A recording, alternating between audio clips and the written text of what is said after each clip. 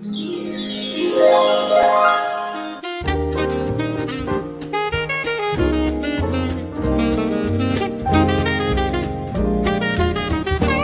dia, Portugal! In Portugal, there's a YouTube show full of fun facts you need to know. Carl rings the bell and the members show to the GMP morning show. Featured guests will come and they will blow your mind. The audience will do so in kind. The little vanity mixed with some insanity on the morning show with GMP. Good morning, Portugal, and I'd like to welcome you to another fantastic day. Hey, Gumpers.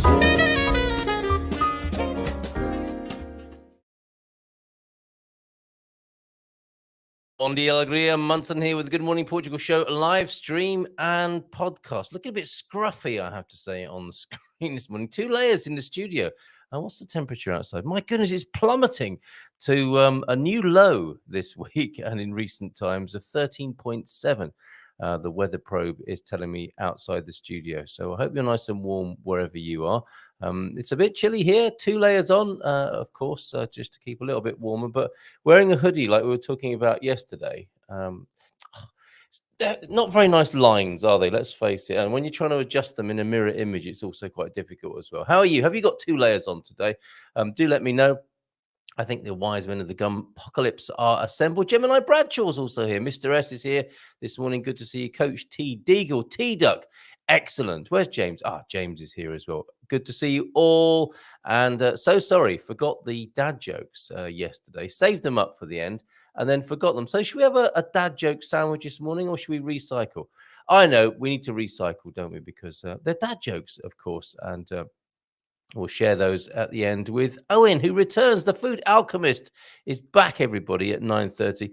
And Bruce Joffe. Big news from Bruce with Portugal Living Magazine. I think he's ready to share the big news on that. We'll see. Sometimes we get a plot twist with Bruce and we'll talk about something entirely different. But we'll see. We'll see what happens at 9 o'clock when hopefully, fingers crossed, we'll have Bruce Joffe joining us. Let us know how you are today in the chat. Or send me a message, 913-590-303. I have a distinctly bulging sack this morning of correspondence. Carl, can you guess what and where this is? I got so many images to share. Owen has been to a very interesting event. I do think I know what they are, but I can't remember the name of them. Roy, who sent me some pictures this morning. I've got about 300 pictures to share with you. And I've got to share this one. This one is at the moment, with the way the weather is cooling down and the skies are a little grey and miserable. This one is standing out to me as something to share from VRSA this morning. Thank you, Anna, Sweden, Portugal, for this. Let's just bring this onto the screen as a little bit of a to lighten the meteorological mood this morning. Whoa, you've got a lot of files. I know. I thought I either said you've got a lot of flies or a lot of files. Both are true, actually. Each brand is limited to 100 images, videos. I can't believe it. I've got saved up more than 100 images here. Some of them I'm a bit loath to get rid of, like me and Jimmy Choo there, and a mug with Bon Dia Alegria on it. But they have to go. There comes a time when they have to go. So I'm going to have to probably delete one and then bring one in and proceed like that this morning as I get rid of some of the older images that I'm attached to. Making way this morning for this one. Look at that. There, that's from Anna. Bon dia, what a storm we had on Sunday. Gusts of 100 kilometers an hour.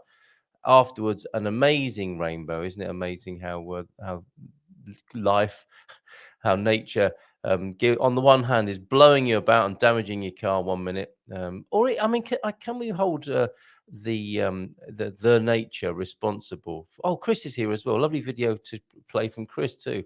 That's if I've got a room for it to squeeze it in. Come on, StreamYard. I need more capacity than you're currently giving me. Not only that, but my Dropbox isn't syncing either and hasn't been for many months. Oh, my goodness. It's all about the storage, isn't it? Okay, where were we? We were with Anna in the south, in the Algarve. Swede in Portugal, was here earlier on. He sent us this lovely picture of a rainbow. She also says, Bon dia from VRSA after the storm. What are the odds that your car gets hit by flying glass of a smashed street lamp? That's not nature, is it? I guess the wind that blew the flying glass is nature, but we're the ones who hung up the street lamp, aren't we, us human beings? And I guess arguably we are part of nature. Doesn't always look like it. Time to test the insurance facilities here. Well, let us know how that goes. That's a very interesting process that you're about to go on there, Anna. And we're always interested to hear about people's first-hand experiences of using services here in Portugal. So that's really thoughtful of you if you could keep us informed with that. Now, Chris is here, been to Coimbra. Coimbra is the site of our Discovery Weekend in December. Don't worry, you haven't missed one. We're going to be in San Martino de Porto next month. We're going to have a special meetup tomorrow, in fact, in San Martino de Porto at the Storytellers Palace. We've got a beautiful menu for tomorrow. I'm afraid I think we're fully booked. Over 20 people coming tomorrow to the meetup. And we are starting with a manga ceviche as a starter. There's quite a foodie theme this morning, a manga ceviche. We're finishing with Portuguese arroz doce, one of my favorite desserts here. And, I've got to try something Portuguese. I've got a speciality from Caldas de Rainha as well. Yeah, in between the manga starter and the arroz doce dessert with coffee to finish, I'm sure, and iced tea, fruit-infused iced teas made not in a can by Lipton's, but by Marco and his team at the Storytellers. We've got that to drink as well as a deal on wine, I'll have you know. A special deal on some very fine wine. The mains we were choosing from were a mushroom risotto. I don't always say it like that, but I find it hard not to. Risotto in Porto. So yeah, mushroom risotto, shrimp tagliatelle, and for those who are intolerant of certain things and the complexities of some foods, we have a lasagna de Prado. Do you know what that is? I didn't know until yesterday, until Marco suggested it. The lasagna de Prado is a lasagna where the lasagna traditionally it would be pasta, but it's made of vegetables instead. I don't know which of those three to have personally. I know others have made their choices. So looking forward to seeing you in San Martino de Porto tomorrow for that meetup. And then in early November for the Discovery Weekend, which starts on the 3rd, Friday the 3rd, and runs through to an immersion experience with Anna Belgia on the 6th, Monday the 6th, with lots of fun in between. And then Coimbra, we'll head to Coimbra to see the Christmas lights in December. And that will be the weekend of, let me have a look, October, November, December. That's going to be the 9th and 10th that will be in Coimbra. Now, Chris is ahead of us. Are there things that we should be looking at in Coimbra, Chris? You're there with a bon dia all to us. And a fantastic little movie that you sent, 30 seconds of, is it a museum of curiosities? I'll find out exactly what it is in just a moment when I reread your message to me. Oh, did you like the house music yesterday? That was pretty cool, wasn't it? That disco tune. Okay, I'm uploading Chris's video. 30 seconds of curiosities. Let's have a look and I'll find out exactly what it is whilst this is playing. But this is very special. And at any minute, I was expecting to see the severed head of the mass murderer that I believe is also in storage at Coimbra University. And it's not the sort of thing we would do these days, is it? He's an interesting and nasty character, a mass murderer. We'll cut his head off and put it in a jar to preserve for posterity and future generations to look at and point at him and go, well, there's a wrong one right there. We don't do that anymore. But they used to, and I don't know if that was one of the exhibits that you'll see here if you look closely. I might have to play this a couple of times. This video is beautiful and it's absolutely packed full of, well, curiosities.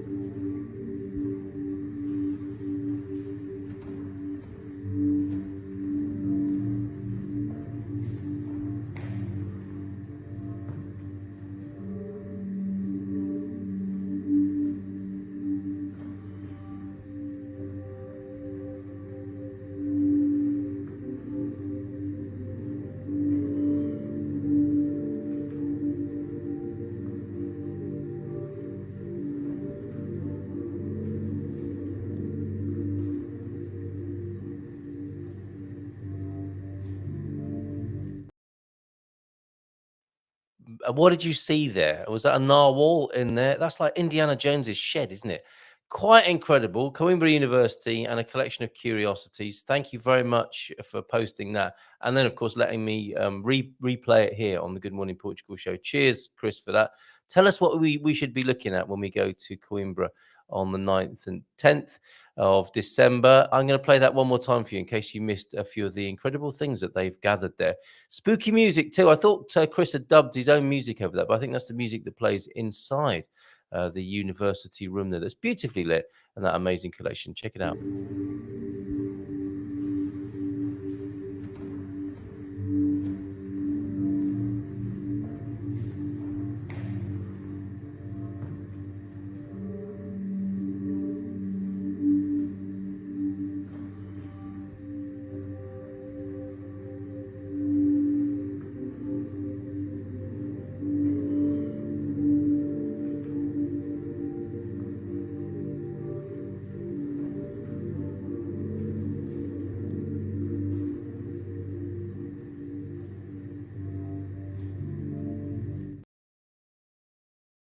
Wow, superb! And I don't think there was any courgette made of lasagna made of courgette there.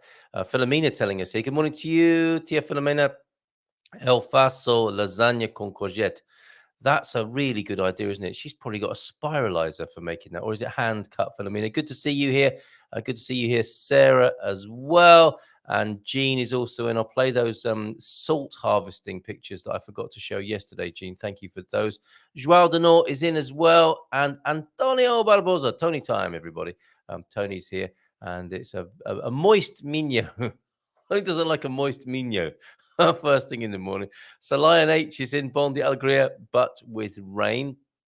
And whilst we've got your name on the screen, so I don't forget, Sir Lion H, we've got your food quiz as well. So let me make a little bit of room. This is getting quite difficult here behind the scenes at Good Morning Portugal. And thank you so much for these beautiful images that you've sent. I won't give the answer away straight away. Bit of a food quiz for you here.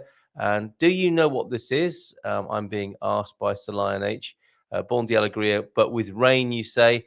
And there are some delightful. I do know what that is. I do know what that is. Is that the? I won't go into too much detail, but is that the Açores there? I think we spoke about that, didn't we? This very week with Philomena. Philomena's seen that, and we were talking about it on social media for sure. And they could be a quick glance could be like the patisserie items, the baked goods that I'm going to show you.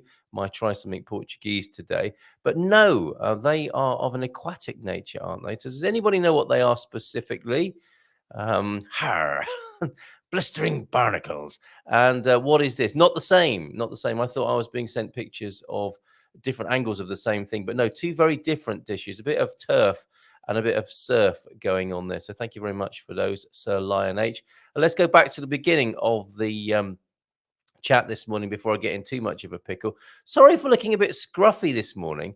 I'm not sure if I slept very well. I think I probably drank a little bit too much Vinho Verde late last night.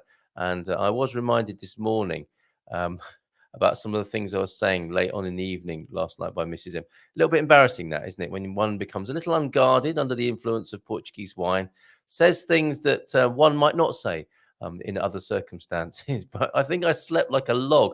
And I think with alcohol, sometimes you can sleep a little bit too heavily, can't you? And wake up a little groggy. That's me this morning, but I've got 2 layers on because it's got a bit chilly. It's gone down to 14 degrees outside at the moment, 14 and a half degrees. I didn't move here for that. I've got 2 layers on and I've got a citrus and honey drink by my side and plenty of water to rehydrate. Bon dia alegria gumpers from T-Duck this morning. Great to have you back, T-Duck. And a deep thought from you, from Kurt Vonnegut. We're going to continue with Kurt comments here. True terror. This is funny and really sad at the same time, isn't it? True terror is to wake up one morning and discover that your high school class is running the country. I went to school with the inventor of the internet. It's kind of true for me. He's running the world. Well, his invention is running the world, isn't it? In a career spanning 50 plus years, Vonnegut published 14 novels, 3 short story collections, 5 plays, and 5 non-fiction works. Further collections have been published after his death in 2007. Thank you, Kurt Vonnegut, for that. Hilarious. Remember to share the dad jokes later, Carl. Starring those now. I might need your help with that later on. If somebody could remind me, get a bit excited, get a bit carried away. And there's the added pressure now of Mrs. M and her barefoot broadcast, which was very good yesterday. It's very good every day, actually. She's having a meteoric rise to fame. And if you're a fan of her astrological forecasts, she just broadcast or recorded and published a load of those yesterday. Quite amazing. I can't get enough of that woman. I was I was in her company, not hanging around her. That sounds a bit off. Bad, doesn't it? I was in her company, obviously, because we're married. It's allowed under those circumstances. I was in her company all day yesterday, and then I went for a massive walk at about 10 o'clock last night with Jimmy. A good, well over 5,000 steps out of the house, down the road, down to the beach, along the beach, up a hill for a little bit of intermittent puffing and blowing, and then back again. And I listened to her forecast, and very good they are too, if I may commend them to the house. And she records for about an hour and 45 minutes. It's just a stream of astrological consciousness. Very good. And she's got a growing army of fans over on YouTube. So that's just published last night. And it was lovely to be able to listen to her. Not only spend time in her company yesterday, but listen to her when I was out and about on my walk. I've let... No, don't read that yet. That's the dad jokes for later on. Bon dia, Carl and Gumpers from a wet but warm Belfast. I know how I got there. It was because I forget the dad jokes because Mrs. M is trying to do her barefoot broadcast. So I need a dad joke warning, please, at around 9:45, if someone could help me out with that. Bon dia, Carl and Gumpers from a wet but warm Belfast. 9 degrees, should climb to 12 degrees. How sad. BB the dog died yesterday in Portugal, age 31. Yeah, it was one of my Portugal club headlines yesterday, Deagle. And that news of him, you know what Portugal's famous for at the moment? The end of the NHL and the Golden Visa, the river of wine, and the oldest dog who died yesterday. It's an interesting mix, isn't it, of global interest in Portugal at the moment. So yeah, RIP. But what an innings! 31 years of age, and it was also very interesting to look at why the owner thought he'd lived so long, and it was because he said he didn't live. He lived in the quiet Alentejo and ate what the humans ate, but without salt and pepper and spices. So that's interesting, isn't it? You see all these specialty pet foods that have become popular over recent years.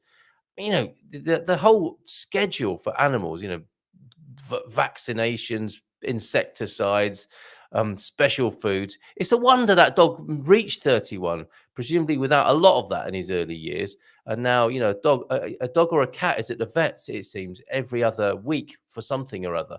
And not to mention the amount of cash that people are now spending on their furry family members. Bon dia, Gumpers. Packing today for our trip to Madeira tomorrow. Ooh, looking forward to the photos already, Coach. Looking forward to 2 weeks of gentle warmth. Oh, that's a lovely, lovely description, poetic description of Madeira there. Gentle warmth. Morning, Coach from T-Duck. Does refusing to go to the gym count as resistance training? Very good. God score tip of the day then. No, you don't have to go to the gym. You can do this at home, I believe. As promised, the first of 3 exercises. And now, ladies and gentlemen, the first of 3 exercises to strengthen the core and help avoid back problems. Lie on your back. I think that's not the first mention of lying. Is that right? Here in the chat this morning. This is a good kind of lying. Lying on your back and raising one knee with your foot on the ground. Okay, I'm visualizing that now. Place your hands under the small of your back. Push your body down against your hands. You should feel your tummy muscles working. So you're on your back. You've got your hands under the small of your back. You're pushing down against your hands. You put your left leg in, your right leg out.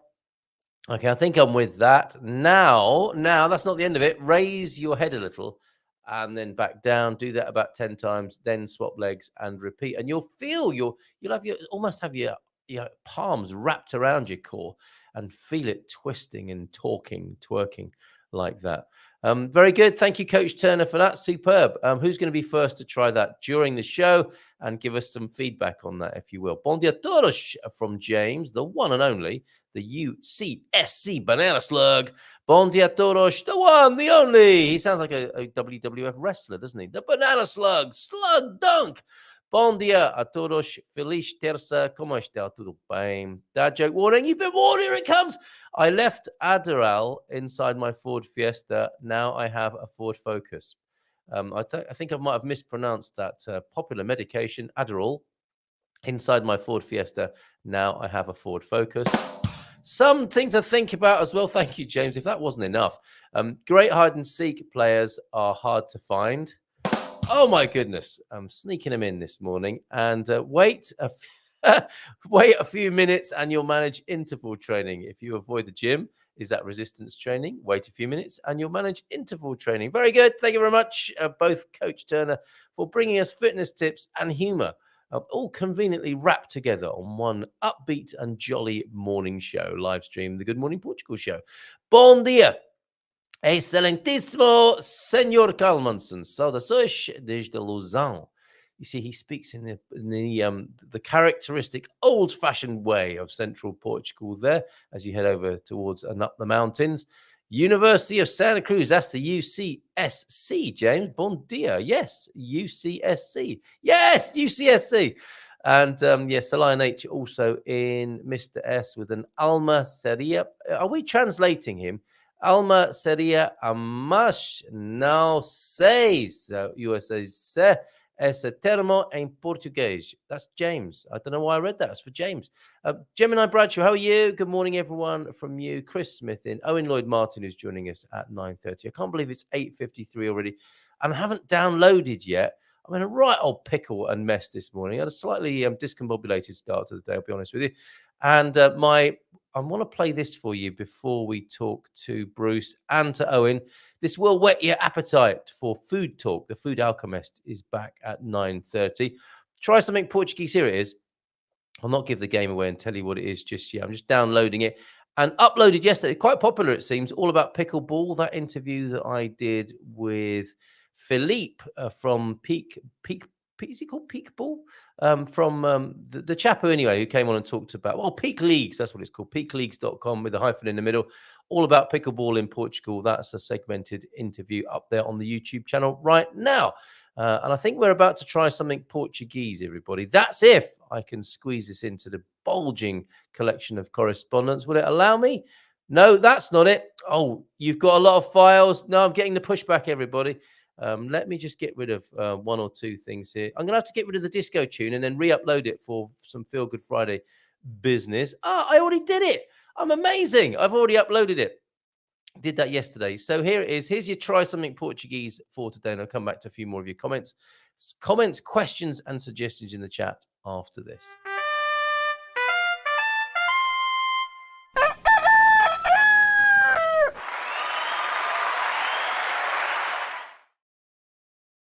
Bon dia, Munson here with the Try Something Portuguese. It's a Saturday, and this one won't wait until the week. I bought it yesterday at the wonderful, look at this, my favorite bakery in Caldas da Rainha, Forno do Becco. And I was in there buying some of their pão de forma, which is a bit special, I've got to tell you, and one of the best pastel de natas I've ever had, which I stole off the boy, my youngest son. But my eye was caught by what's in this bag at Forno do Becco. I pointed to a lovely box with beautiful graphics that said it contained or seemed to contain the pastel bordalo. Started talking to the lady in the shop about the pastel bordalo, and here it is for me to try right now. This is so special, this lovely little pastry, which I'd not seen before. Dropped it. Okay, I just wanted to bring it out of the packet so that you can see it. Here we go, under the camera. You can hear the rustling of the brown paper bag. Look at this. Isn't that a thing of beauty? Now, I'm not sure if it's... I thought of originally, when I just showed briefly Mrs. M, the packaging, that it's in a kind of little cardboard tray that you pop it out of. I think this is like the classic queijada, is that right? Portuguese pastry, but this is a special one in honor of Rafael Pinheiro Bordalo. Sorry, which way have I got that right? Rafael Bordalo Pinheiro, that's right. And not to be confused with the artist Bordalo, not the grandfather or the son Bordalo too. The grandson, but this man who is famous for the Caldas ceramics, okay, the original fellow who came up with the creation of the Zé Povinho. I'm about to try it now, so I don't want to take the wrapping off, but I am. The wrapping is coming off, and I'm about to bite into this beautiful... It's a pastry case. It's not a little cardboard container, which I was confused by at first glance. It's all edible. Well, I hope so, because I'm about to find out and take a little bite out of one corner of it. Kind of treacly at first, the sense of sweet treacliness.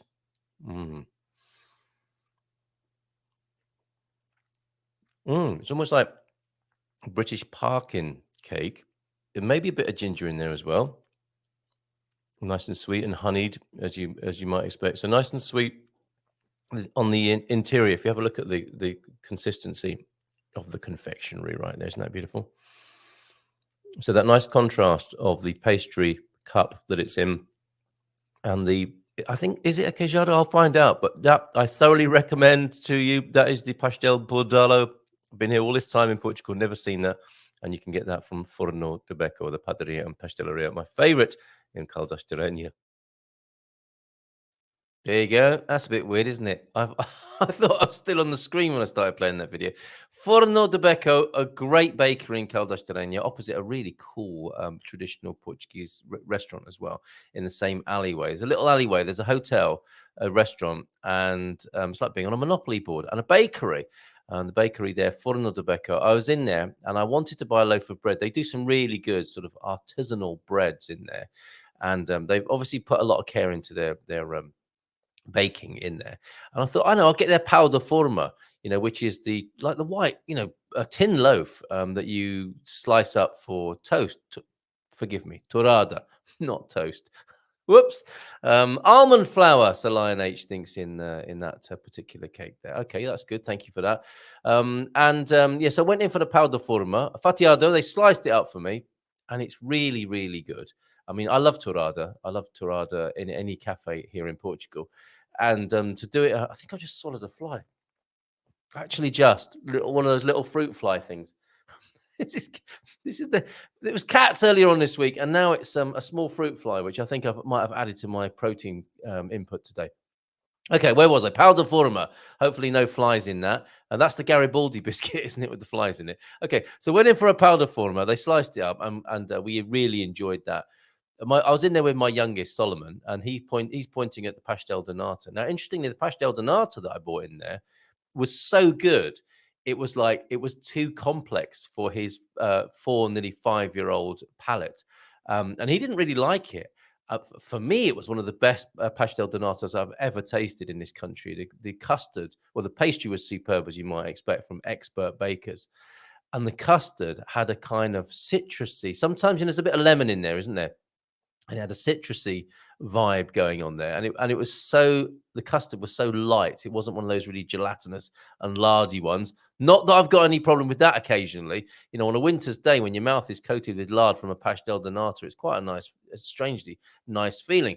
But this was exquisite and light. And then I tried that pastel bordalo, which is named after Bordalo, as I went into some confusion about on that recording, as you saw there. Firstly, attracted by the packaging. You can get a pastel de natas, like a trio of pastel de natas in a nice box from some of the, or even bigger boxes than that. But there's some beautiful packaging, and it said pastel bordalo on it. And I did my best to converse with the lady in the shop about it, and I ended up buying one. I didn't get the beautiful box. I'll do that next time because it's a thing of beauty. The box, the confections themselves are all fantastic.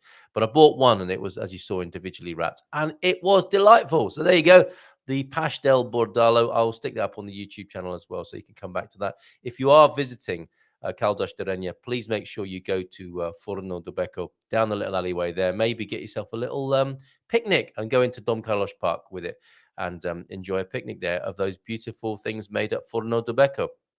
Who doesn't like a bit of forno first thing in the morning? Do you think there's a Portuguese baking book that could be written called Fornication? Probably. I don't know. There are minds in this community that could lend themselves to that. I think, not least mine. Thank you, Doug, for that. Good morning.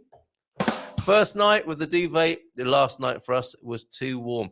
Yes, it's not quite cold enough, is it, for the heavy duty tog? And getting a little bit too chilly for just the light sheet or what do you call it? It's not a sheet, is it? Or do you just sleep under a sheet? None of my business, of course, but I'm quite interested. I found that quite difficult when I first came to Portugal at its hottest, to sleep without the reassuring weight of bedding on top of me. It felt like the bedding had fallen off, and therefore I felt a little bit vulnerable. It took a while to get used to just having one sheet or a light blanket over me in my first years here in Portugal. First world problems. You should do a live broadcast from the Doces y Licorice next month. I will. Why don't we? Can you help with that? Do you know anyone behind the scenes, Pam, who might be able to assist with that? Did you try? Oh, I didn't eat the fly. It's still flying around me. Did you try a Benjamin de Pressa in Tomar? I don't think I did. What is that, Pam? Please let me know. We've still got an outstanding food quiz. Perhaps that was almond paste I was eating there. And was it a queijada? I wonder. Antonio F is in. Sarah agreeing with me. Mrs. M is amazing. What a nice compliment that you can't get enough of your wife, Carl. Sometimes I can. Don't get me wrong. You know what it's like being in a relationship up close and personal like that. You know, sometimes I do get enough, but it's not long until I realize I'm wanting more. It's just it's that it's not quite Burton and Taylor. I think we've got better ways of resolving our difficulties rather than divorce and remarrying every other year. Looks like abalone. You might be right. Yes, you might be right. Looks like abalone to me, Carl. And that is a great Chinese delicacy, isn't it? The abalone. Philomena, message from Owen. I've sent you a poem. I hope the translation is okay. That's great. Maybe when Philomena is back, and that's not too far away, she might share that poem with us in Portuguese. Is that your first Portuguese poem there, Owen? Sounds amazing. João de Norte saying earlier on, hola, bon dia. Oh, Bruce is here. Let's bring Bruce on in just a moment. Hola, bon dia. Rainy duvet day here. Friends over for tea in the afternoon. A big thanks, mate. For the custom of tea time. You're very welcome. And there is a Portuguese connection, of course, isn't there, with Queen Catherine, as she was to become, went over from Portugal and taught all the gin drinkers of England that tea might be a little bit better for one's health and state of mind. So I think it's a Portuguese and British combo, the reason why we have afternoon tea. And thank you. I did pry, and Pam coughing it up there with a sheet and thin blanket. Thank you. I only had to ask, didn't I? Okay. And one sheet does plenty. Oh, I'm not sure we're talking about linen anymore. Okay. Bruce Joffe's here. Let's give him a nice big round of applause. Hola, bon dia. Tudo bem? Yeah, tudo bem. Muito bem, obrigado. Having fun, hanging out with our pals here this morning. Bruce, thank you for joining us. My pleasure. And it would appear you're back in Portugal. I am in Portugal. You are very Iberian, I would say. You're quite bilocated of occasion, aren't you? Run that one by me again. That came out so quickly. I'm not going to agree to it until I know exactly what you said. Very wise, Bruce. That is a tactic that some use, isn't it? I said you were Iberian. Iberian or Iberian? Iberian. It was a concept I came up with for those who I like that. Iberian, yeah? yes. I divide my time between Portugal and Spain. Love it. I have to write that down. You're very welcome. You're very welcome to use it. And maybe we could co-author a piece together about Iberianism. Okay. It's a different kind of bi-curiosity, isn't it? As long as we don't relate it to barbarism, okay. It's a thin line. It's a thin line, isn't it? It's a thin line. Yes. I mean, all sorts of people could turn up for that article, couldn't they? They're bi-curious people. Barbarians might turn up for that. I mean, that's quite good. Bilateral, It's quite good from a clickbait point of view. Okay. Now, yeah. Yes. No. I have to. Yes. No. I have described your appearance here as being connected with some big news. Now, I didn't ask you your permission to share this big news. Can we go into recent developments, or is that not? Is there an embargo on that? No. Go ahead. Okay. So changes are afoot, if not already in progress, at Portugal Living Magazine. Bruce, what's going on? Well, as of last Friday, I am no longer involved in Portugal Living Magazine. The magazine has been sold. I really don't feel it appropriate for me to talk about the new owners because I think they deserve the right to introduce themselves. I will tell you, though, that they're a husband and wife in Lisbon, and they're both very, very successful business people, entrepreneurs in their own rights. One does one thing, one does another. And I don't know why, they bought it. But I did put up an ad looking to sell the magazine for, hindsight's 2020. I got probably 50 inquiries within the first hour. Within the first 40 minutes, it sold with 2 backups to it. But I'm holding judgment. I had agreed, this was a week ago Friday, and part of our agreement was that I would continue to serve as publisher and creative director for 10 days, which brought us for 10 working days, which ultimately brought us through last Friday. Now, in the meantime, I provided them with plenty of articles, stories, photos, images, the kinds of stuff that appear every day on Portugal Living Magazine. I haven't seen it yet. I have yet to see it. So I don't know what they're doing. I don't know what they're not doing. I don't know what their plans are, but I'm out of it. It's not my problem. It's not my problem. Okay. You sound quite relieved, Bruce. Yes, I am. Right. Yes, Yeah. We have talked about this, haven't we? You and me both have owned magazines, as it turned out, and it's a real roller coaster ride, isn't it? There are moments of sheer elation and joy, absolutely, especially in print. When you create something, you brought all the bits together, and there you are. You in your hand, you pick it up from the. I don't know if it was the same for you, but I know back in the 90s when I published a magazine. And it wasn't a glossy. It was quite it was quite a sort of homespun. But I was very proud of it. I was very proud of the content that I pulled together. And going to the printers, and you walk in and you hear the machines and you smell the ink, and there's just something really special about an old school printing press. And you're given your boxes of magazines and you open it and you look through it, and it's just like it's no feeling like it in the world. And then of course, that's the high. And then you see a typo that you didn't see, on page 3, and then you sink to a low, and you think, okay, well, these things happen, and then you get some nice feedback, and then you get some criticism, and it's like that, isn't it? The life of a publisher and an editor. Yeah, it is. I would only add to when you said there's nothing like it. The closest that comes to it is like giving birth to a child. Okay. Yeah, in other words, all of this work, all of this, the time in organizing, in preparing, in creating this magnus opus that's going to be wonderful and so forth. And you take it to the printer, and then you leave when it's done, maybe not in a bassinet, but a box, okay, of these creatures, these your offspring. Yeah, your offspring. Yes, it's a feeling of satisfaction, a tremendous feeling of saction. But and then I've got to do it again now. That's the next feeling, isn't it? Is yikes! You realize I'm already in production for the next one. Here we go again.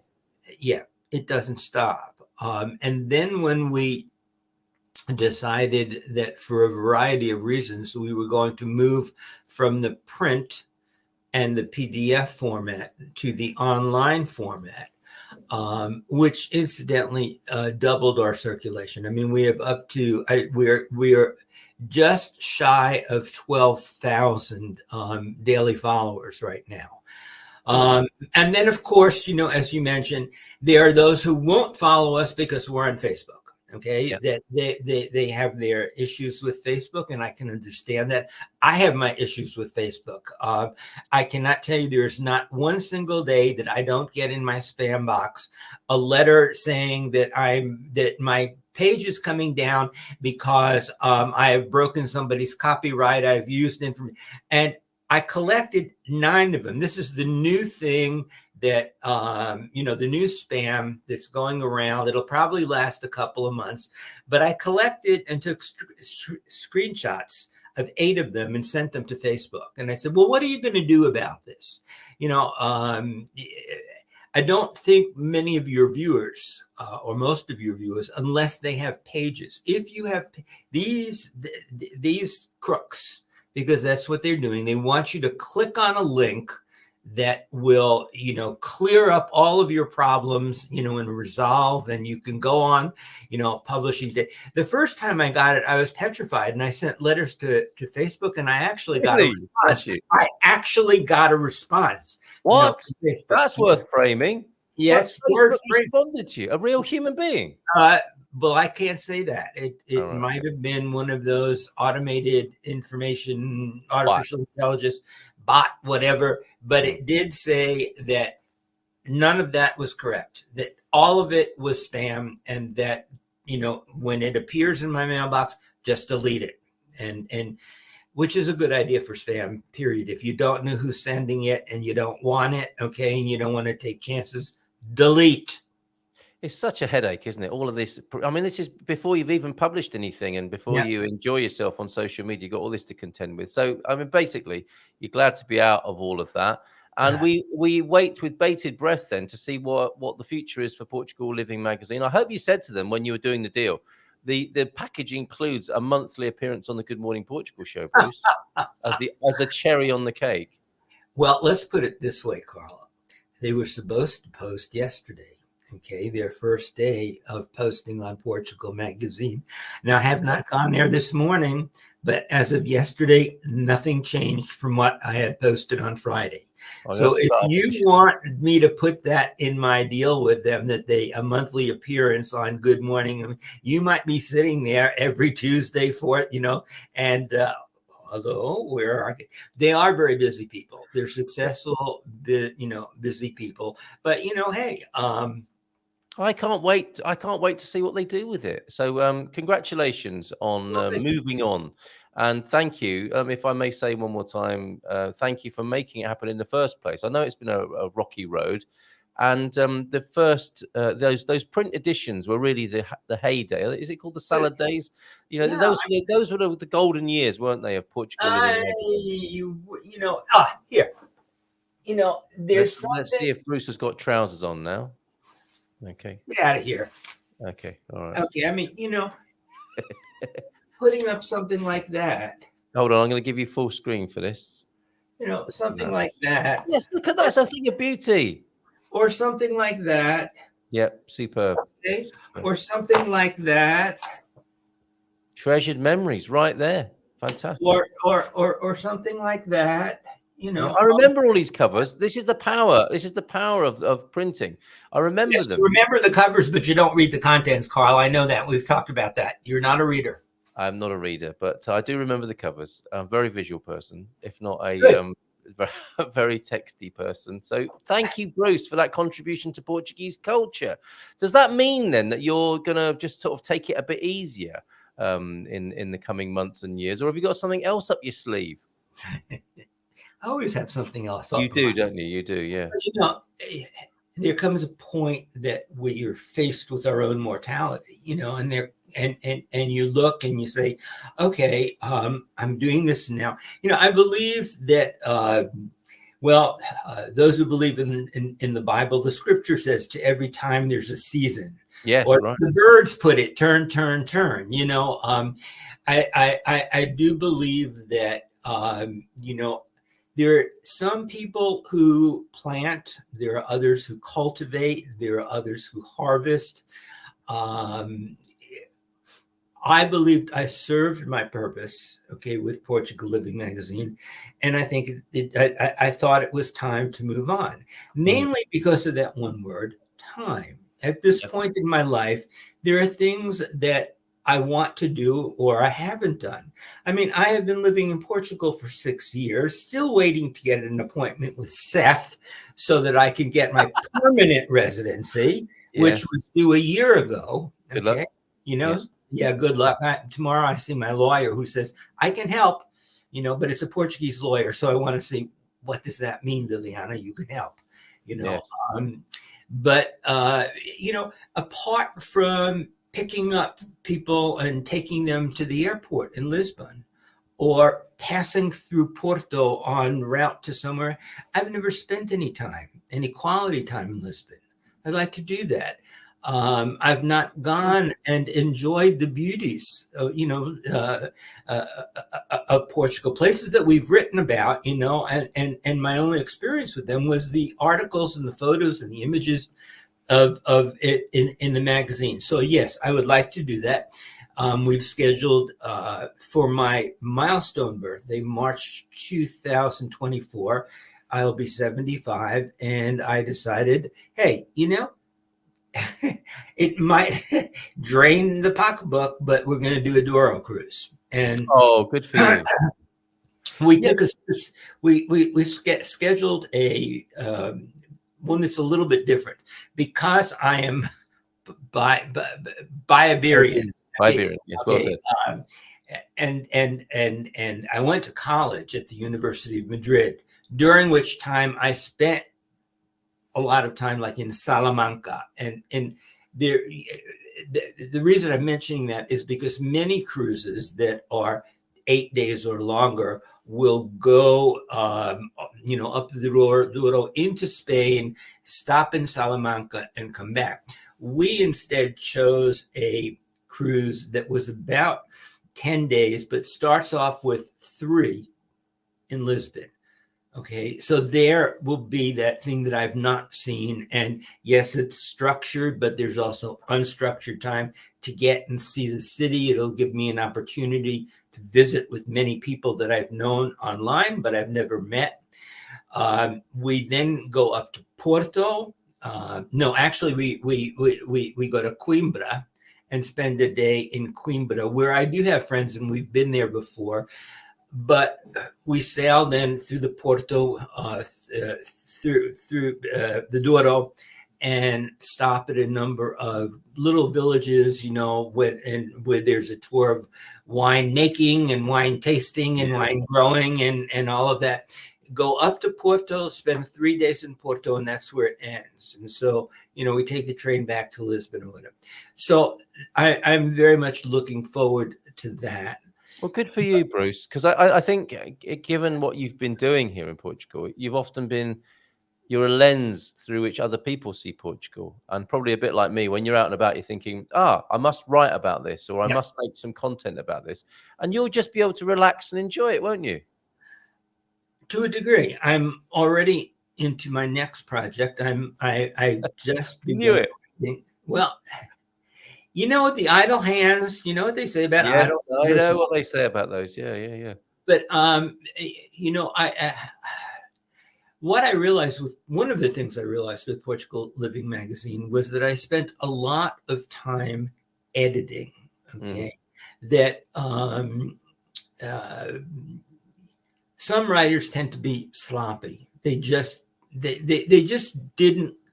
It's one thing to post on Facebook and to just write and use whatever shorthand that they're, but when you're writing something, that you want to be proud of and that you're looking, to put in your portfolio and so forth, it requires some work. So I did a lot of editing, and I also did a lot of writing for Portugal Living Magazine.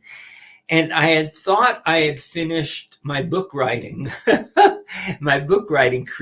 career. I've done 8 books. The last 2 dealt with, one was Expat, which explored the reasons we left the United States and what our first couple of years were like living in Portugal.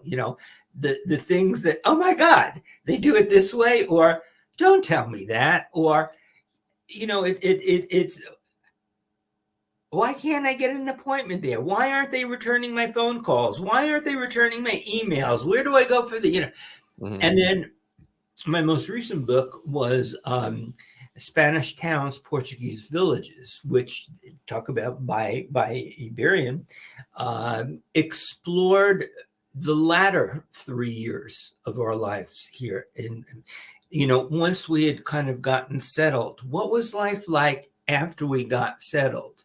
There are some people that we knew that discovered or decided that Portugal wasn't for them, and they left. They went elsewhere. Other people found that the longer they lived here, the more they came to respect and love the country, Yeah. its traditions and so forth.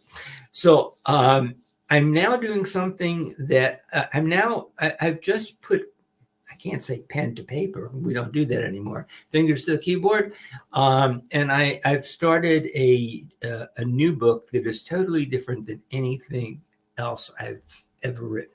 Oh, interesting. Go on. Yeah. Go on. What would you want me to go on? What would I want to know. I mean, are you not going to give us? You're not pitching it to us. You're not going to Oh, give a game away. I'll give you a little idea of what it's about. You tease. Well, the title of the book is Vulnerable. Oh, okay. And it has a subtitle, Why Do We Fear So Much? Or Wow. why do we? And this is now more of my pastor hat that I'm wearing. Well, this is what I wanted to ask you about and bring into the conversation. Of course, some people know that, and you convene a spiritual community, don't you? And Yeah. of course, you are a pastor. And I wondered if you would be returning to this, if metaphorically, if you would be returning to the pulpit. Sounds like you might be in through your writing. Well, we do have a group online on Facebook. It's called People of Faith Spiritual Online Congregation. Mm-hmm. And it's for people, it doesn't matter what your religious background is. The focus is not on religion, it's more on spirituality. And I think increasingly people are questioning the validity of the religious institutions, the churches that, hey, wait a second, they're questioning it, but they're still looking for that bond, that spiritual bond that is something inside each of us. Many of us find it in different ways. So we do have the congregation online that I sort of pastor. And I've got probably 3 or 4 other people that are wonderful co-pastors with me. That it's a very interesting page. And this book that I'm working on, it does bring in a lot of life experience, but it also probably has, kind of my pastoral hat. You look around the world and there's so much that we fear. I mean, you can take current events. You've got the Israelis right now who are surrounded by nations that are sworn to annihilate them. I mean, that's not their only purpose, but they have gone on record saying, we are here to destroy and do away with it. On the same hand, you've got the Palestinian people who, don't have a homeland, that don't have, don't have home rule or whatever you want to call it. So there's 2 sides of that puzzle. The same thing you could take, you look at Vladimir Putin. Now, from the rest of the world's point of view, including mine, he's empire building, and trying to resurrect the Soviet Union, but even more gloriously than it was. But then if you think about, the man, I think that there's also that vulnerability that he feels for Russia because it's increasingly surrounded by NATO countries, especially with Finland and so forth. So what I'm saying is I believe that vulnerability is a common denominator in all of our lives. Okay, no matter where we live, no matter what our age is, from the foreigner who's moving, seeking asylum, but fears instead rejection and deportation, to the people, the farmers here in looking at the parched ground, which isn't yielding any crops, to those of us, who've never experienced heat or flooding like it's good. I mean, there's something. I think vulnerability, as I said, is a common denominator of the human experience. Well, And I look we're forward to talking to you more about this, Bruce. It's a great theme. It really is. I mean, some people describe it as a superpower, don't they? You'll see sort of personal development speakers describing vulnerability as the access to humanity. And of course, as you've described it in some ways, there's a there's two sides. Things are polar in this existence, aren't they? yeah, Night and day, good and bad, right and wrong. This is how the world is exactly. constructed. The other side of vulnerability, perhaps, is a driver, such that when people do feel vulnerable, they act in ways that aren't necessarily pro-human or supportive Absolutely. of life and our divine potential. Quite the opposite, in fact. Yeah. It can bring out the devilish in people, can't it, when they feel vulnerable? So this is a fantastic exploration, Bruce, and this is an idea, and this is what you'll be getting your head round and writing about. Yes, I hope so. I'm Wonderful, looking forward to wonderful. it. Yeah, on the note of Israel, Palestine, Gaza, tonight on our Portugal Club meeting, we're hoping to speak to Boaz, who has returned. Interestingly, I don't know if you know Boaz Kapsuti. You might have seen him on Facebook. He's the host and facilitator of a number of interesting workshops here. He's a personal development guy, and he is Israeli, and he's returned to Israel. And we might speak to him directly tonight. And how he puts it, he has a very good understanding of. Oh, good morning, Toto. And he has a very good understanding of all the forces at work. I think politically and psychologically, he's quite the guy, and he's there. We're going to be because it's very difficult, I think, at the moment with how our vulnerability and our fears are manipulated through third parties. We don't really know what's going on anywhere, do we? Apart from what we're told. And I'm looking forward tonight to hearing Boaz's sensitivity to, as I understand him, and as I appreciate him as a fellow human being, and his personal view on what's going on there, and how he describes it is very poignant. He moved here to one of the most peaceful countries in the world, in Portugal, and he's felt moved to return to his native Israel, to be there and to see how he can be part of the resolution of the situation. So what a brave man, I think. And I hope he'll be able to talk to us tonight on our Portugal Club. Fantastic. Yeah. It is.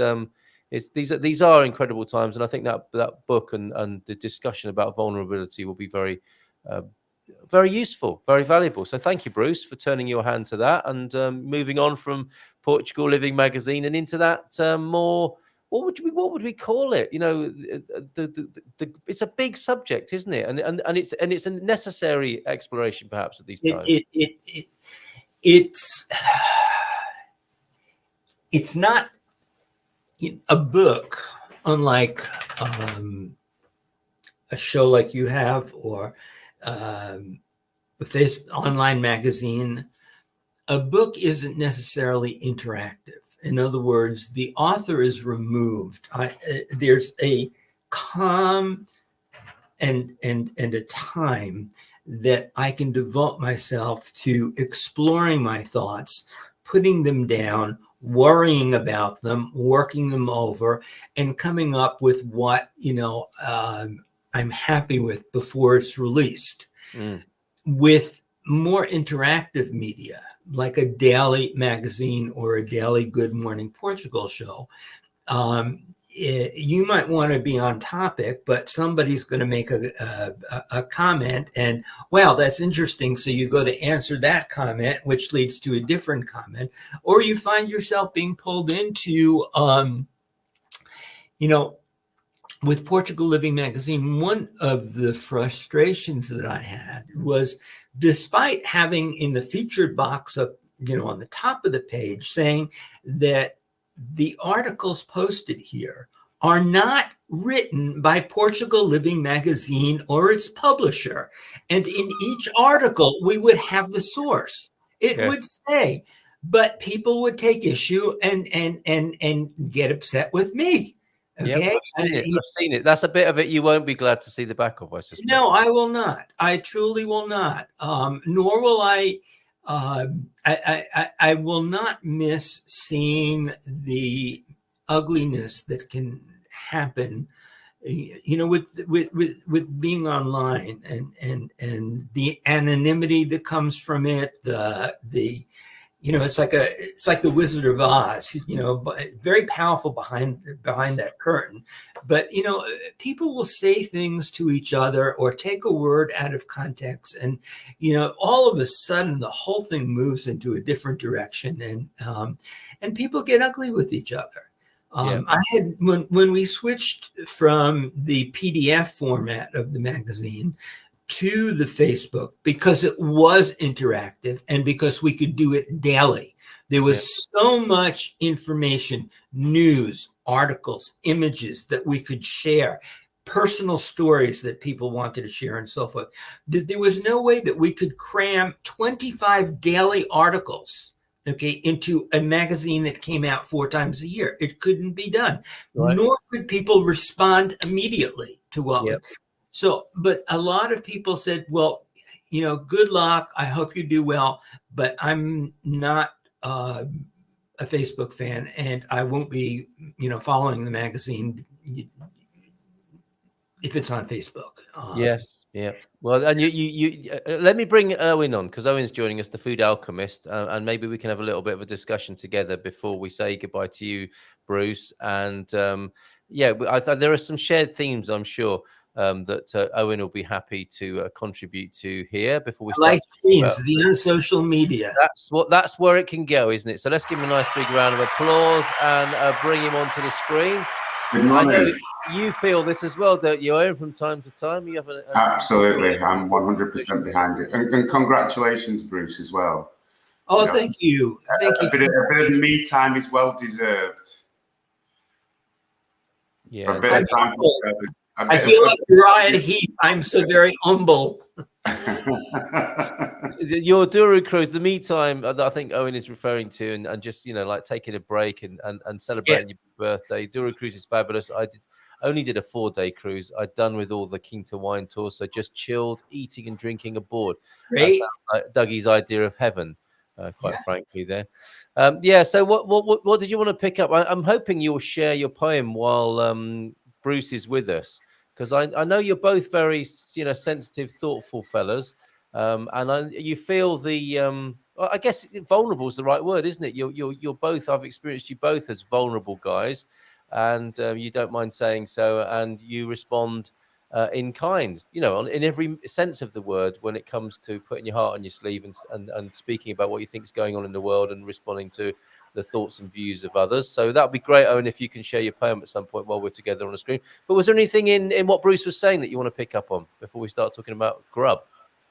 Well, I was fascinated with everything. I mean, especially the magazines. It's been a great help to a lot of people in understanding, the way of life, and obviously with Bruce being Iberian, it's showing both sides there, and it's, I really, really appreciate everything that he's done, because I've read quite a few articles there, and it's helped me understand the place that I now call home, And that's really the title. I think I'll do that before we do go away there, Bruce. So this is something that I wrote on the strength of really I was at Quinta de Gandra on the weekend for a lovely meetup with I think there was 60 people that was there, and I think there was only 4 English speakers.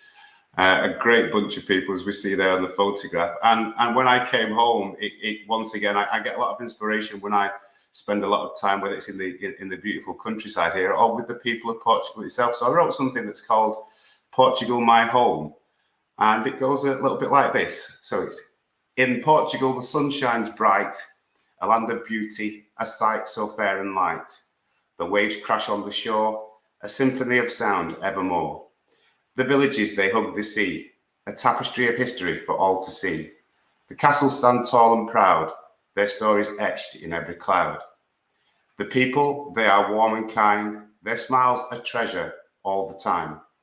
The food, a fusion of the sea, a culinary delight for you and me. The wine, a sip of heaven's grace, a taste of joy, a moment's space. The breeze carries the scent of blooms, a fragrance that forever rooms. In Portugal, the beauty never fades, a treasure trove of memories made. Why would I leave such a beautiful place? Here my heart finds its home and space. Beautiful. Thank you very Oh, much. that is beautiful, Owen. That is absolutely touching. Yeah, and a wonderful encapsulation of the culture that I think the three of us on the screen absolutely love. That's the enduring thing here, isn't it? And I was going to, pay a further tribute to you, Bruce, without making it sound too much like a eulogy. But you are worthy of gratitude and thanks from people, because you've been part of this you said you've been here 6 years, and in that time I think you've done your best to report on what's gone on for you and what might be useful to other people. And you have been a colorful character, I would say, in this particular part of expat history or culture around these times, pre-pandemic, during the pandemic, and coming out of it, starting Portugal Living Magazine. All of that has been quite a considerable, it's been a considerable contribution to people's understanding of Portugal. So I'd like to thank you on behalf of people. Carl. Go on, Owen. Carl, just before Bruce does go, just give me a quick minute. I'm just going to pop off screen for a moment and just put something. Well, I'm not going to put something. I'm going to show you something. Be back in a second. Is that all right, okay? mate. Okay, he's got a little surprise for you. I don't know what this is, Bruce, and what surprise this is this morning. Do you know what these are? He was talking about these seafood there. Do you know what they are? Because that was a quiz that was looks like something Jamie Oliver might. Looks good, doesn't it? Looks good. I'm still not exactly sure what they are. Owen thought that they were abalone, perhaps. This is a meat dish here, meat and veg, so to speak, and that is a special way of cooking it. Have you seen that before, Bruce? Never. Where did they cook like that? I think that just as a bit of a clue, I think that is one of the islands where that food is cooked in a special way. I'll give you another clue. Due to the heat in the ground, which is another clue, I think there.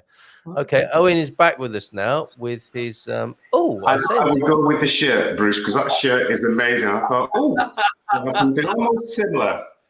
So what's happening here? What's going on? I feel a little bit underdressed or different. Are you both showcasing Portuguese wildlife on your respective shirts here? What's going on? Kind of hunting mode. Fishing and hunting, let's just say. I see. It has deer on there, so I have fish on my shirt. Very good. And we should warn people, shouldn't we, that what's coming up, this wonderful place that you visited. What was the name of it again, Owen? It's Quinta de Ganda. Quinta de Ganda. It was a meaty meetup. So this bit probably isn't for vegetarians and vegans. I mean, you're very welcome to stay, but you might be quite shocked by some of the cooking that you'll see. It's not exactly a vegetarian or vegan feast, is it, that we're about to see? But it's a very interesting part of Portuguese culture. So we will come back to that in just a moment. And I want to preface that with a bit of some images from Salt Collection down in the south of Portugal as well, which seem to fit in with the whole Food Alchemist vibe at the moment. But Bruce, I don't want to hustle you away in any hurry. But no. Is there anything you want to add in conclusion? This is quite the transition that's going on for you at the moment. It is. And speaking to that transition, all of my life, here, there, everywhere, I've always been kind of a public persona, whether it's been in university teaching, where I would lead groups of students that were passionate about something, or as a church pastor that did things differently than the institutional church, or Portugal Living Magazine and so forth. I found that much of my life has been as a public persona, and now it's time to step back a little bit and be more of a private person.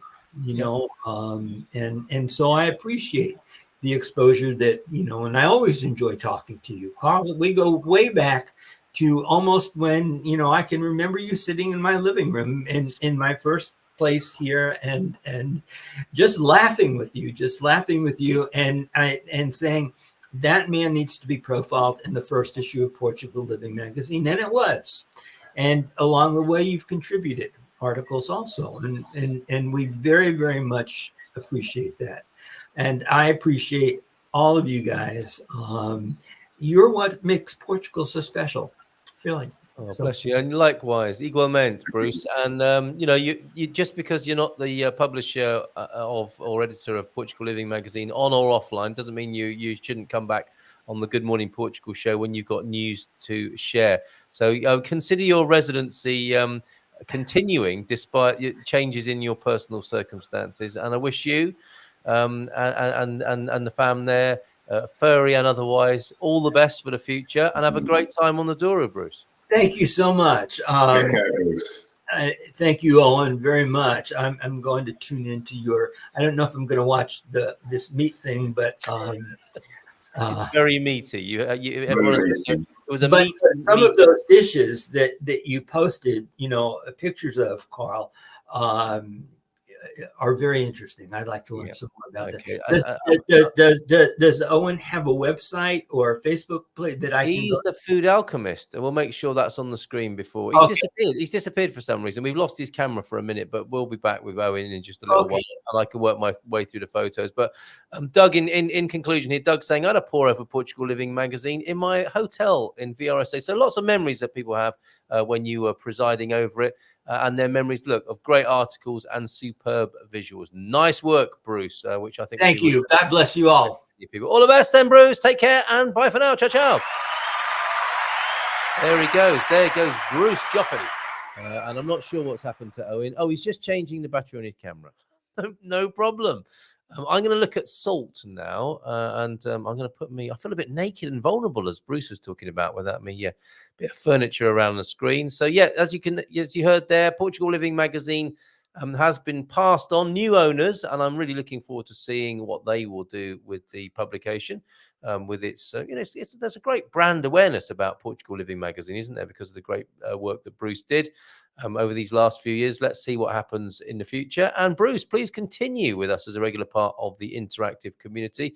Yes, well said, João Denort. Good to see you this morning. And I'll wait till Owen comes back on before I do the reveal on that particular dish that was being cooked. But I want to take you to something that is so important as a part of whether you're vegetarian, vegan, or a carnivore, or a pescatarian, a cod botherer. We all seem to like a bit of salt, don't we? Recently, of course, salt has been identified as a baddie, but I think there's a right amount, and some salt is better than others. That's not salt. That is Jean who sent the pictures. Now I need to find the original message that was sent to give us some explanation of what's going on here. Oh, saw two javalis, big javalis grande on Friday along the Salt Pan Road in Fuseta. So that's where we're going. We're on the Salt Pan Road in Fuseta, and that's in the Algarve, of course. And is that really? I mean, let's look at the picture that goes before that, really, in the sequence here. This is salt harvesting in Fuseta. Quite amazing. It's an art, isn't it? The cultivation or the creation of salt and the collection of it before it ends up in a little jar or cruet on your table. Is that a salt mountain that we can see there in Fuseta in the background? Quite extraordinary. So thank you very much for taking the time to take those pictures and share them with us, Jean. Absolutely brilliant. The salt pile, it is salts, the salt pile in Fuseta there. Superb. Thank you very much for those. Keep those piggies coming in, if you will. Things from all over Portugal, celebrating the culture. That's what we're all about, essentially, isn't it? We have these little spikes in news and controversy. The NHR at the moment, of course, and I'm not meaning to downplay the importance of that in people's lives, and if it's part of your business plan coming here and that's been affected, it's the latest challenge, if you like, but. Overall, over and above that, what we're about here on the Good Morning Portugal show is a love of Portugal and a love of the culture, basically. It's all about the culture, and that's why it's always a great pleasure to welcome the Food Alchemist, Owen, onto the screen. And a little break, and he's back now. Give us a wave, Owen, if you're happy to come back on screen, because I think the batteries have been changed, and we're ready to roll. He couldn't wave to me because his hands were inside his shirt. He would have fallen off his chair. We got a nice big thumbs up and a lovely mug there, a Good Morning Portugal mug on the countertop. So welcome back, Owen. Good to have you back. Good to be back. Good to be back. The Food Alchemist returns. You've been on a journey, I would say. You've been expressing yourself a lot in poetry. You're the Food Alchemist and a Portuguese poet. Anything else that we should know about since we've been missing you from our screens? Yes, there are one or two things. Just obviously with the event at the weekend, that was the restart of Quinta de Gandra. They closed like many places did during the pandemic, and they've reopened. Fantastic family that are there, the Pimenta family. Excellent name for people who cook. and they, I was speaking to the family on the weekend. I was speaking to Manuela, and she actually wants to start a regular meetup of not just the Portuguese people, but expats as well. We're calling it the Portugal Cell at the moment. New name to be figured out there. So it's a place where people can meet expats and Portuguese and come together and enjoy the wonderful Portuguese countryside, the food and the hospitality as well. I'll be going along to a West Indian night at some point in time, and also enjoy the lovely area that it is. I mean, I find that amazing. Those statues there were actually done by an Englishman, and they depict the four seasons. And very nice. We were sat around trying to work out which one was which. And just I don't think I have a close-up of any of the photographs there, but from looking at them and guessing just by what the ladies are wearing, it's very, very difficult to tell which one is which season is which. I would say the lady with the leather clothes is the summer. I would say the lady. Let's go with that. Where exactly are we? Because I think I recognise that mountain range in the background. It's actually in between Cura and Agualonga. Right. Which is, I would say, it's probably less than 10 kilometers away from here. Okay, so we're talking Ponte Lima in the north of Portugal. Yeah, absolutely. Okay. Or thereabouts. That'd be the biggest significant town nearby. So there you are in a beautiful countryside. And I'm going to start, I think, with a long shot. And what a lovely idea that they are creating a meetup there. And that's spelled MEATUP. I like that. And just so you know, we are going to be showing graphic depictions of meat eating here, which I know isn't everybody's cup of tea. And so I don't want to upset anyone unnecessarily, but of course, meat eating is a vital part of Portuguese culture. As you can see from this picture here, I was going to say this old boy. I don't mean that in any disrespectful way, but I suspect he is one of the elders of the community who's just having a little look to make sure everything's being done correctly. Is that right, Owen? That's Eduardo Becker. Okay. And for anybody that does follow football, Eduardo is the uncle of the Liverpool FC goalkeeper. And Alisson. No way! Yes. Wow, incredible. So, okay. And it was great fun. I had some great fun with Eduardo on Sunday, talking about football and obviously food as well. Yeah. And there's something about the statues. They like the human form here, don't they? Especially the ladies, I think. They do. Yeah. I mean, it's an absolutely beautiful place. I mean, there are 3 separate accommodations which people can rent. And as I say, they closed during the pandemic, and they're just about reopening. So this was more or less a welcome event, a reopening event. The food was done by. They actually have an Instagram page, which is Folgas das Americas, which is 2 guys from Argentina and 1 guy, a friend of mine called Sam from the USA. So they provided all the meats and the foods that was there, and they did all the cooking there. I wasn't there to cook at this particular time. Some sweetbreads there, and we did have some vegetables. Look, we have the aubergine, the eggplant. When you say sweetbreads, are these actually the testicles of animals? I do believe so. I mean, I got confused with brains and testicles. It is actually testicles. I checked up this morning, but yes. Okay, so I mean, that's what I want to say here about meat eating in Portugal. I mean, there were some fine looking grilled and roasted vegetables there, and salads, and obviously the batatas fritas as well. What I wanted to say about meat eating in Portugal is, of course it is, a matter of personal taste. Some people like eating meat, others don't. What's great about the culture here in terms of eating meat is, and I don't know if you'd agree with this, Owen, but it's as respectful as it can be. I mean, obviously you're slaughtering an animal, but this is like I think it was Deagle who said when he saw a skinned rabbit in a supermarket, it looked like a baby dinosaur. You're coming up close and personal with meat in Portugal.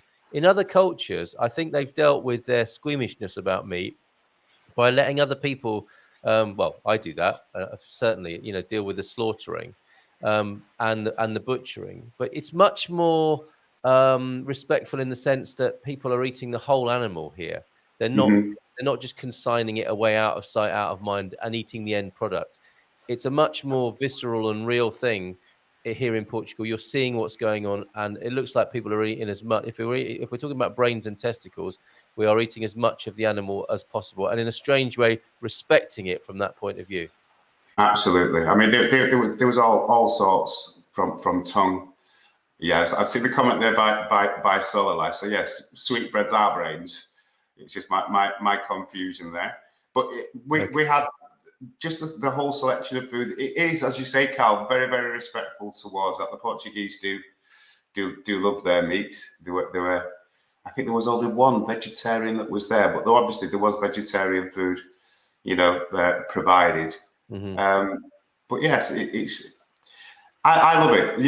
In comparison, you can go to far worse places. I mean, if we talk about some places in Africa, the animals are slaughtered and they're eaten straight away without even the cooking process. So there's varying degrees of how you would eat the meat throughout the world.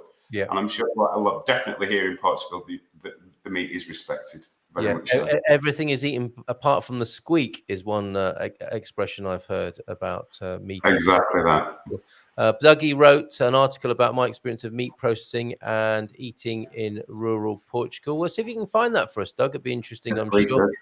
He also says, because I showed a massive pile of salt just now, which is, of course, very important in the cooking process and is harvested or cultivated, or I don't know, collected all around Portugal. Mrs. Hughes has a habit of buying sea salt when we go abroad. I annoy her when I tell her it all tastes the same. Not like you helped me the other day with olive oil, extra virgin and virgin and non-virgin olive oils. There is a difference. There is a distinction between salts, isn't there? Absolutely. Absolutely. I mean, like I said, I never use extra virgin olive oil when I'm cooking because, as you'll know, it's a very strong and distinctive taste with that. And I wouldn't want to, disguise that taste over that. So I prefer to use just the standard olive oil when I am frying, and I use the extra virgin olive oil when I'm making salad dressings because of the flavour. Definitely down a bit of salt in there as well. What's your favourite salt to use? And can we help Dougie in understanding the difference between your processed salt that I think has been bleached and had iodine added or whatever, and lovely rock salt that we find so easily in Portugal?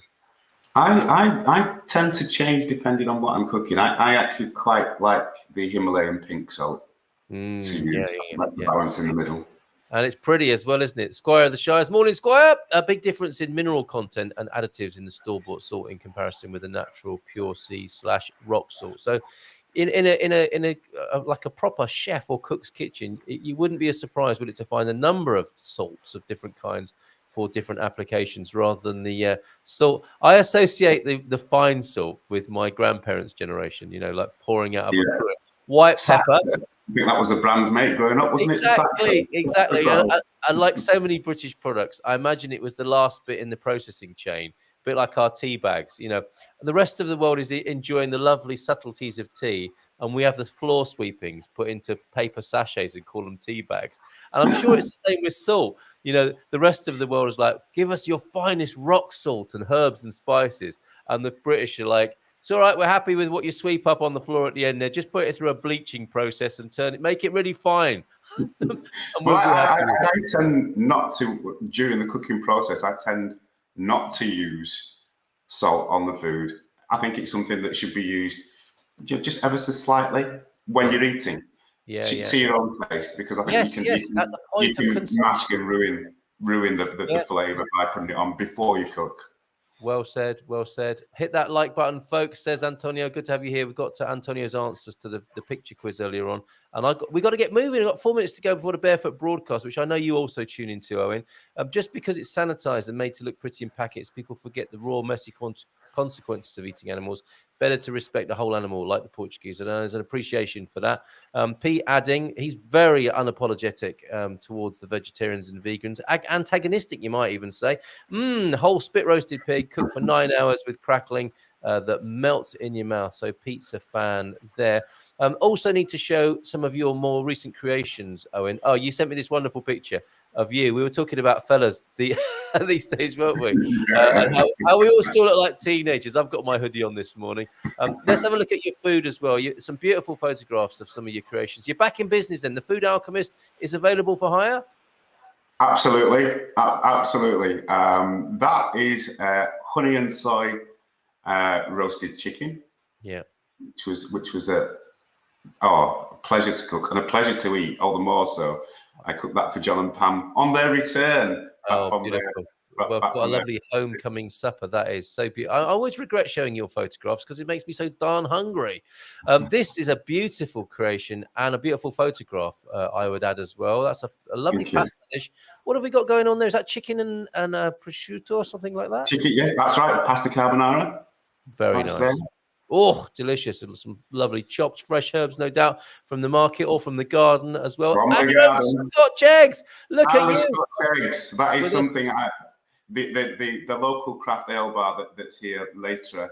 The owners were there at the event on Sunday, and I'm actually making up some samples to take down for them, and I'll be teaching the kitchen staff how to make them, so they'll go on the menu. Perfect, mate. Perfect. Scotch eggs and beer. Loving that. And they got to make sure they're a little bit runny and some of that rock salt to sprinkle on the top. Absolutely. Abalone, maybe limpets, if that's the same thing. It looks like limpets, actually. Now that I look at the shells themselves, it looks like limpets. But yeah. There we go. Azorian lampush is Squire the Shire's guest, also known as limpet clams. And the other picture that I wanted to share with you and resolve the mystery here, that's the Azores with a cogido cooked under the ground. So thank you for your comments on that, Antonio, saying those were lapash, the limpets in the previous picture. And the 4 pics showed a typical cooking in San Miguel Island, Azores, where the cogido is cooked for several hours underground. It's buried in the volcanic heat there and cooked. That looks blooming delicious, doesn't it, Owen? Absolutely. Take me there now. Take me there now. A little bit of sunshine sprinkled. I need to share these dad jokes with you before we go, and before Mrs. M comes here to do the Barefoot broadcast. Owen, let's have a look at zooming on Owen's face and see how he copes with this onslaught of dad jokes. The best way to get back on your feet is to miss a couple of car payments. That hasn't touched the sides there yet. He is grinning a little bit, I think. What's the difference between baseball and politics? Oh, bit of political commentary here. In baseball, you're out if caught stealing. It's a bit too close to the bone, that, isn't it? And finally, I let my kids follow their dreams unless I already paid the registration fee on their last dream, and then they follow that one for 6 to 8 more weeks. Unmoved by the dad jokes today, Owen. I think you're laughing on the inside, as it were. I am. Very much so. Thank you very much, T-Duck, for those. It's great to have you back, T-Duck, and it's great to have you back, Owen, the Food Alchemist. Where can people find you, Owen? So to book you can find me. Well, I have a website which is Owen's Food Alchemy, and yet to return is my Facebook page of Owen's Food Alchemy. Fantastic. We know the answer to this. Don't give it away yet, Katia Lima. It's going to be one of my Portugal quiz questions, but I've been there. Portugal, where they harvest salt inland. How did that happen? That's really weird. Owen, thank you so much, mate. We've got to go. And maybe you and I both will have a further chat in the Barefoot broadcast, which Mrs. M is along here to do now. Take care and bye for now. I'm going to do this randomly just to see in case there is a trigger alert for the Barefoot broadcast. Ciao, ciao.